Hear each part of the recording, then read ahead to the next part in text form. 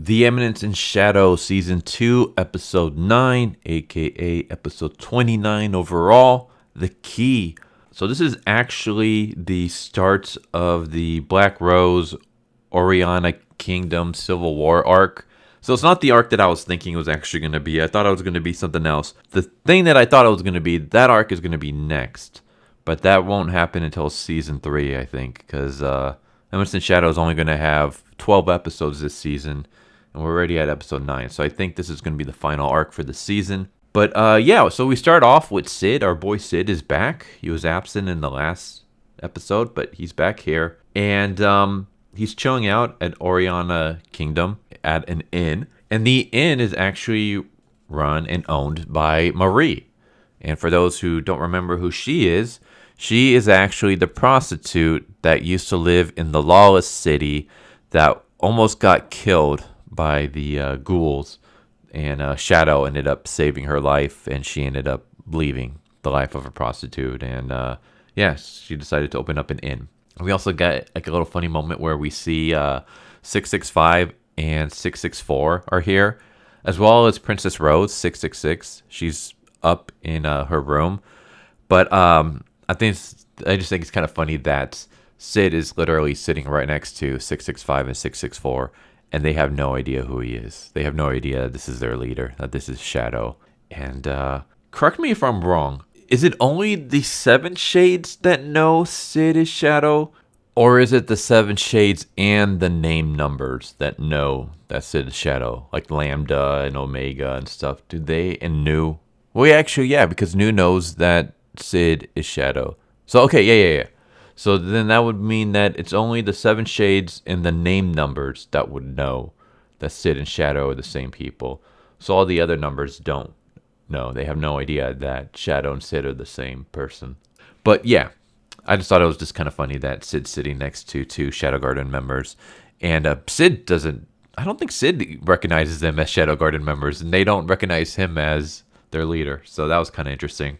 But Cid's basically here to find himself. In a sense, he believes that the Eminence in Shadow acts that he's been doing have just been like stuff that he's just been kind of doing like off the cuff, like things that he hasn't really been thinking about. It's just like, oh, these just kind of felt right, but he really wants to nail down this Eminence in Shadow role. So he's here at this Oriana Kingdom. He believes that this could be like a great opportunity for him. Oriana Kingdom is currently in a civil war. So what happened was... back in season 1, Rose killed her father. She killed him because he was being drugged by her fiance, Perv Asshat. Yeah, that's his name. And she killed her father, and Perv Asshat was able to escape.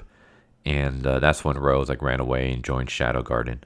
And because of this, the Oriana Kingdom is in a civil war. There's one half that believes that Perv Asshat should be the leader, and there's the other half that's still loyal to the Oriana family.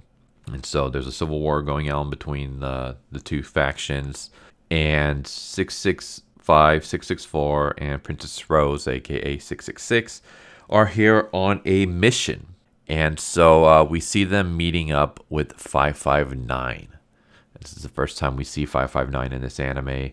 559 is freaking awesome. 559 is basically an extreme Yandere for Shadow.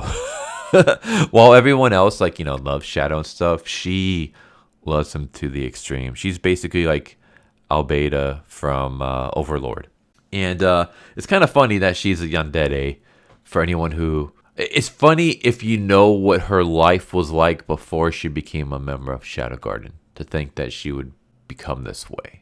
And I don't know if it's ever going to be explained in the anime what her backstory is, because it's not explained in the light novel, and it's not explained in the manga either. And the reason for that is because her backstory, it happens in between episode 1, I think it's episode 2 and 3 of season 1. There's that whole time skip. That's when her backstory happens. And we see what her backstory is in the Master of Garden mobile game. So there's an Eminence in Shadow mobile game called Master of Garden. In there, you get to see 559's backstory. Should I just explain what it is? I don't know if I should, because I don't know if it's going to be like considered a spoiler if I do or not. I'll give you a little bit. So 559's real name is Victoria, and she was known as the Saint. And she was a part of the Holy Church of Divine Teachings. And yeah, so she was basically a holy saint. So that's why I said it's kind of funny that she's like a crazy Yandere now. But yeah, she basically preached the church's like teachings about the three heroes who defeated the demon Diablos. The Three Heroes was a story that we saw back in season 1 with Olivia, Lily, and Freya. Olivia being the like ancestor to Alpha. But yeah, the church basically was kind of evil. They were giving her like drugs that basically brainwashed her, and she ended up becoming part of the Templars, which is like an extremist faction of the church that went around and exterminated the demon possessed. So, as you know, all the Shadow Garden members, like most of them were like possessed by the demonic virus, whatever. Yeah, she was part of the Templars that went around killing all those people. And because of that, because she's the leader of the Templars, she's already like familiar with the Code of Diablos and all that stuff. And let's just say that eventually she comes across Zeta back when Zeta was a kid, and that kind of sets her on a different path. I don't want to like spoil everything, because I think you should go check out the Master of Garden. If you don't want to like play the game itself, then you can just look up videos of it. So yeah, here we only get like a brief information about 559. We just know that she is very strong enough to take on the name numbers. So for anyone who's like not familiar with that, so of course in Shadow Garden you have Shadow, the top leader, and then you have the 7 shadows. So you have Alpha, Beta, Gamma, Delta, Epsilon, Zeta, and Eta. And then you have the name numbers after that. And the name numbers are like Lambda, Nu, Chi, Omega. So 559 is like strong enough to take on the name numbers. So she's very powerful. And she's going to be leading this mission. This mission is going to be like a reconnaissance mission where there's this fort, and the fort is being, there's going to be a meeting with the Children of Diablos, who are a part of the Code of Diablos, obviously. And they are a part of Pervashat's faction. So they're on Pervashat's side, because Pervashat is part of the Code of Diablos.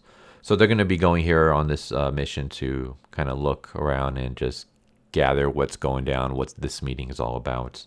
And 666 believes that she was tasked with this mission because she is familiar with the fort, with the stronghold, seeing as how she is a princess of the Oriana Kingdom, and the royal family used to go to this fortress a lot. But it turns out that 559 is like, no, that's not why you're here. You're here because I requested you to be here. And the reason why is because me and you are the only ones outside of the 7 shadows, the 7 shades. We're the only ones that got our powers directly from Shadow.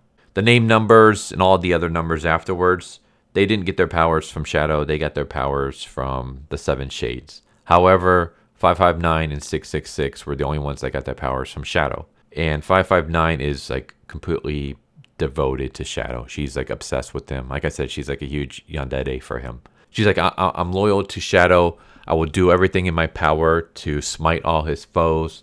I will do everything that I possibly can to live up to the expectations given to me as someone who was granted this power from Shadow himself. Since you're the only other one that was granted the powers from Shadow, like I feel like you're not worthy of it. You haven't done anything to live up to the expectations that Shadow has set upon you.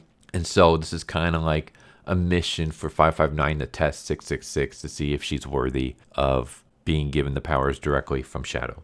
And so we have them spying on this meeting where they see the Gale. He's one of the cult leaders, and he has his entourage, which is like the first children. And they're doing this preparation. And we see them like standing in front of like this pillar that has this slot, and they slide in a card. And it's the same card that the scientists were sliding in that we saw back in Aurora's flashback arc. And so this like huge ring comes out, and there's like this glyph, and that's when Rose's mom arrives. And it turns out that Rose's mom may or may not be working for the Code of Diablos. But Rose's mom goes up and she activates the glyph, which brings about this ring. This is powerful ring. It's called the Ring of Succession. We don't really know too much about this ring at this point in time, other than the fact that the ring is very, very powerful. Like I said, it needs royal blood. It's called the Ring of Succession. It was a ring of legend protected by the hero Freya. It's one of the three heroes. And of course, Shadow Garden does not want the Code of Diablos to have possession of this ring. So they're like, we gotta eradicate this threat. So 559 basically tells them this is no longer a reconnaissance mission. We are now going to go in and try to murder these people. One of them obviously being Rose's mom. In fact, 559 dives straight for Rose's mom and is about to kill her when Rose gets in the way and blocks the sword strike. Basically, Rose has betrayed Shadow Garden, or at least according to 559. 559 is like, you know what needs to be done. Your mom is working for the Code of Diablos. We have to kill her. Are you a member of Shadow Garden or not? And Rose refuses to allow 559 to kill her mom. And 665 and 664 are trying to talk 559 out of this.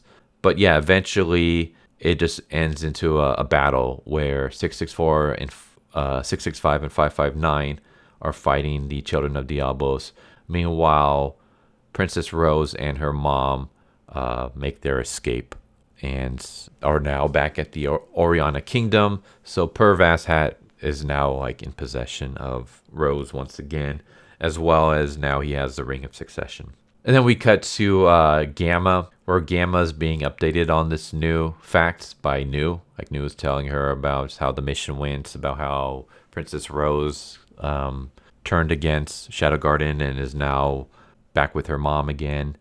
And we just get like this moment where, I mean, first we get a fan service shot where we see Gamma laying in the bed and we get like a shot of her breasts.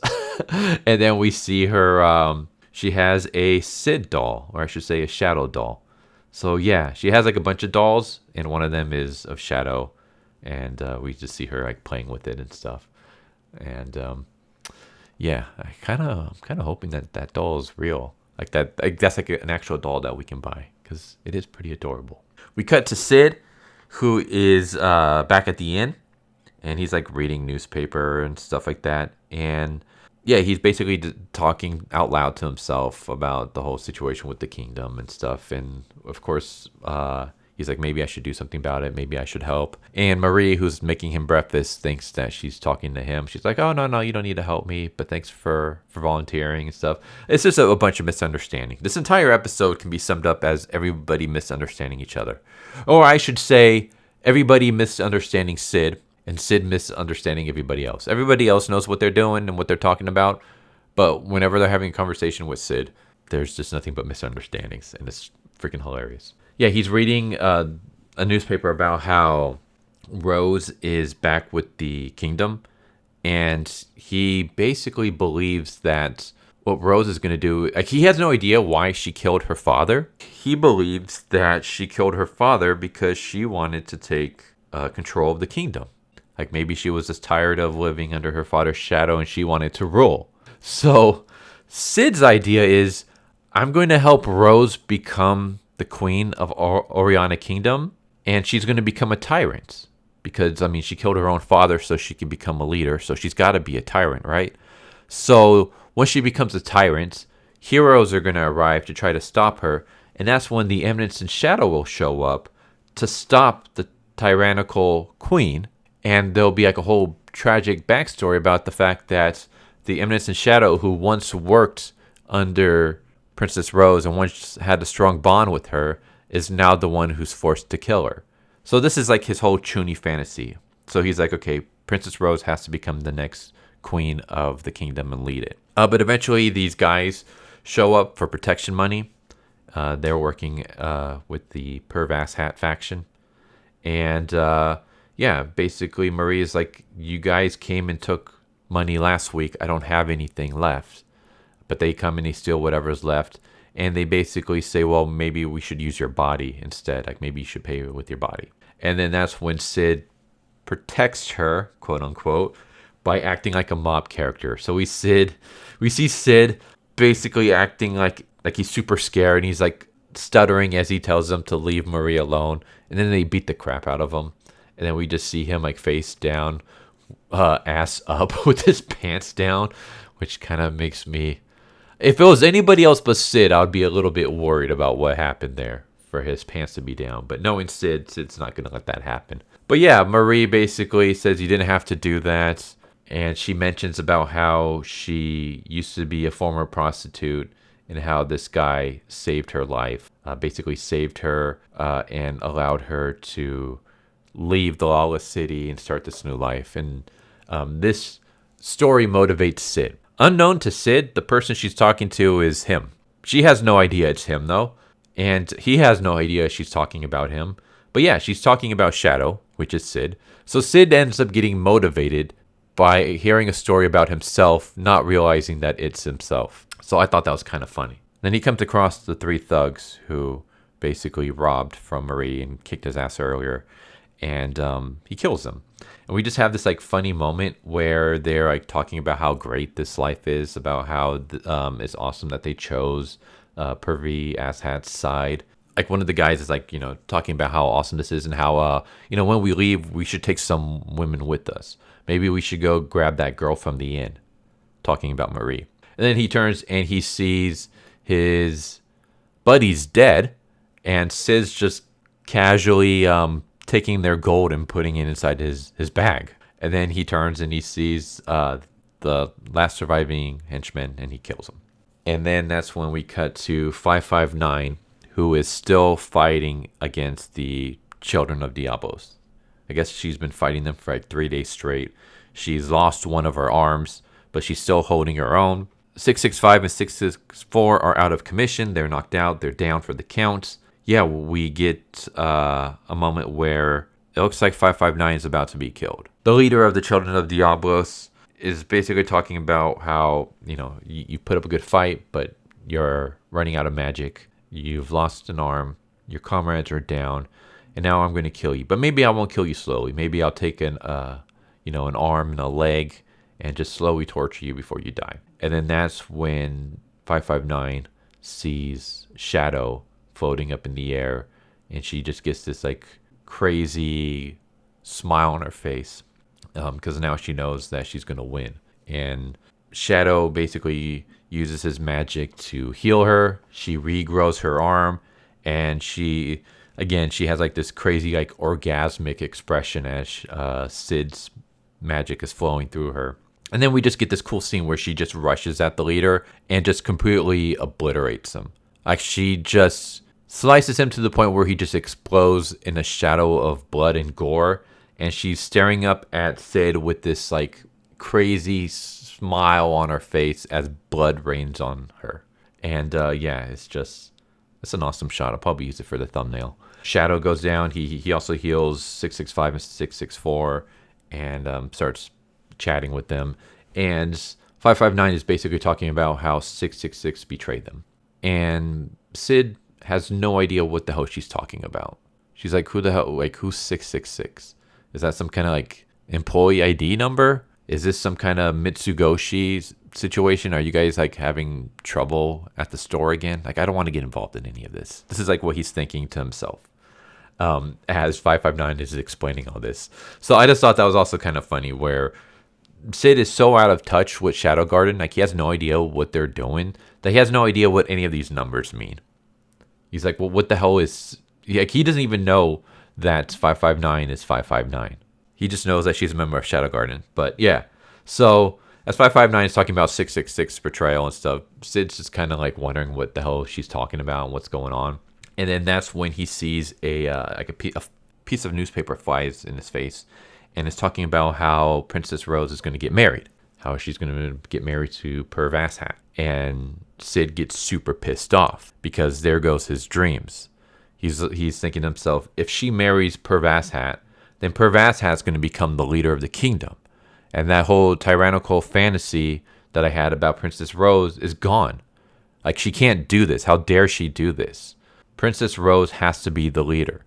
She can't become the leader if she marries. So then he rushes towards Oriana Kingdom, and his mission now is to stop the marriage. And I'm sure there's going to be plenty of misunderstandings about, Cid trying to stop the marriage because, like, Princess Rose is going to think it's because she's, he loves her and stuff. But really, it's because he wants her to become the queen so that she become tyrannical, and then he can be forced to kill her and live out his Chuny, Eminence and Shadow lifestyle. So yeah, there you go. That's basically the episode. Oh, we actually, there's a little bit more.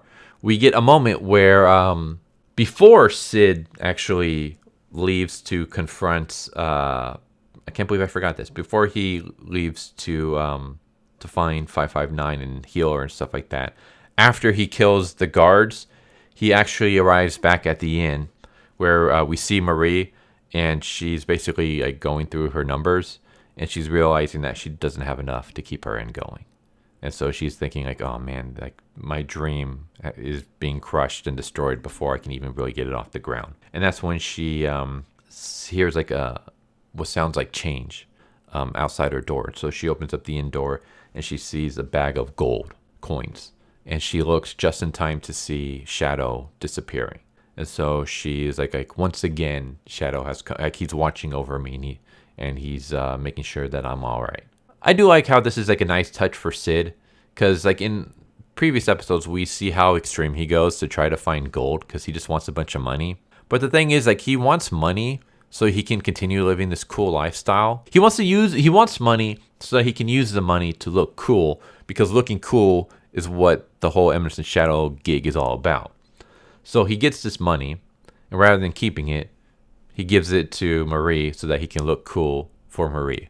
I mean, it's pretty obvious that he made sure to disappear right after he noticed that she saw him. But yeah, we had that little moment. But yeah, there you go. That's basically the episode. That's season 2, episode 9, aka episode 29 overall, The Key. It's awesome. Like, the entire episode can just basically be summed up by a bunch of misunderstandings. And all the misunderstandings are between Cid and other people. Like, everyone else knows what's going on, but Cid's the only one. Like, every time people talk to him or he talks to other people, either he misunderstands what they're saying or they misunderstand what he's saying. And that's just, it's hilarious. Like, it's funny how that's basically what this series is about. It's just misunderstandings. And they just take that gag, and you would think, okay, it's the same gag over and over and over again. We're 29 episodes in. How can this gag still be hilarious? And it still is. Like, the gag still works. And it's just also kind of funny how, I mentioned this before, but you take Cid out of the equation, and this series is a dark fantasy. Like, there's nothing good going on in this entire city. Like, everybody's terrible, or everybody's suffering in some way. You have the Code of Diablos. You have the demon possessed. You have people being like infected and being forced to be murdered. You have all these sad, tragic backstories. You have betrayals. You have people drugging fathers, daughters being forced to kill their fathers, being forced to marry people against their will. It's just like everything is terrible in this world. But overall, the series is a comedy because you throw in Cid and his misunderstandings about everything. And it's just, I don't know, it's pretty great because it's like, it kind of shows how great of a writer the author for the series is, and the fact that you can also take any character and you can make them the main focus.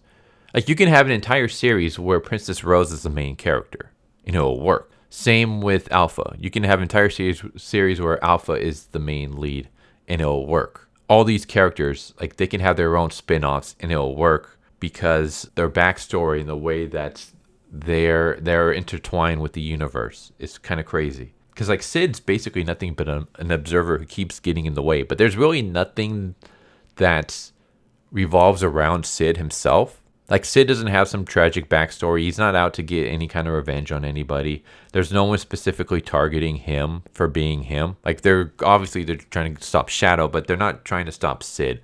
Like, Cid's just a dude that has nothing. Like, he contributes nothing to the world. Or I should say the world contributes nothing to him. he contributes to the world because he wants to live out this Eminence Shadow fantasy. And because he keeps getting involved into everybody's business, that's how the world gets affected. But you take Cid out, and this just becomes a completely different series. It becomes just a really a grim, dark fantasy. I don't know. I'm kind of rambling about that, but I just thought that was kind of interesting. There you go. There's a new episode. It's awesome. I love it. And I'm glad to see 559. Delta is still best girl. Aurora is still like the runner-up. But 559 is up there. Like, if I had to say who my best girls were in this series, it's kind of tough. I mean, Delta is obviously number one. And then Aurora. And then I'll say it might be a tie between Zeta and 559. But yeah, I'm glad to see 559 here. And there you go. Hope you enjoyed. Hope to see you next time. Take care. Later.